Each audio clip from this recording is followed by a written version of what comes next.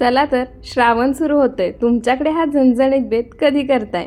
तर त्यासाठी इथे गॅसवर पातेलं गरम करायला ठेवलंय. 1 वाटी तेल घेतलंय. त्यातलं 2 ते 3 चमचे तेल घालायचं. तेल गरम झाले की एक मोठा कांदा चिरून घेतलाय, तो घालायचा. गुलाबी रंग येईपर्यंत परतून घ्यायचा. 1 चमचा हळद, 1 चमचा मीठ घालायचं. ते सुद्धा एक अर्धा मिनिट परतून घ्यायचं. 1 किलो मटण स्वच्छ धुवून घेतलंय, ते घालायचं, परतून घ्यायचं. पातेल्यावरती झाकण ठेवायचं, त्यामध्ये पाणी घालायचं आणि 20 मिनिटं पाणी न घालता मटणाला स्वतःला सुटणाऱ्या पाण्यामध्ये हे मटण शिजवून घ्यायचं. सोबतच पातेल्यामध्ये सुद्धा पाणी गरम करून घ्यायचं.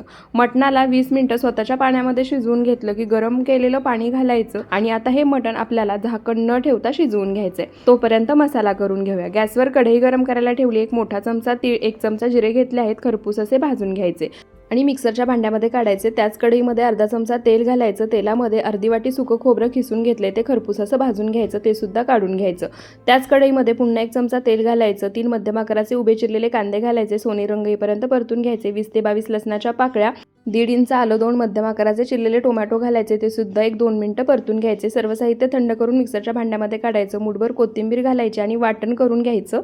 तोपर्यंत मटण सुद्धा छान शिजले. आता शिजलेल्या मटणातलं मटण बाजूला काढायचं आणि रस्सा तसाच ठेवायचा. गॅसवर कढई गरम करायला ठेवून त्यामध्ये 4 चमचे तेल घालायचं. तेल गरम झालं की वाटण घालायचं, तेल सुटेपर्यंत परतायचं. 4 चमचे कांदा लसूण मसाला, 1 चमचा मटण मसाला घालायचा, तो सुद्धा परतून घ्यायचा. 1 पातेलं पाणी घालायचं, उकळी काढून अळणीमध्ये टाकायचं. रस्सा खळखळून उकळवून घ्यायचा.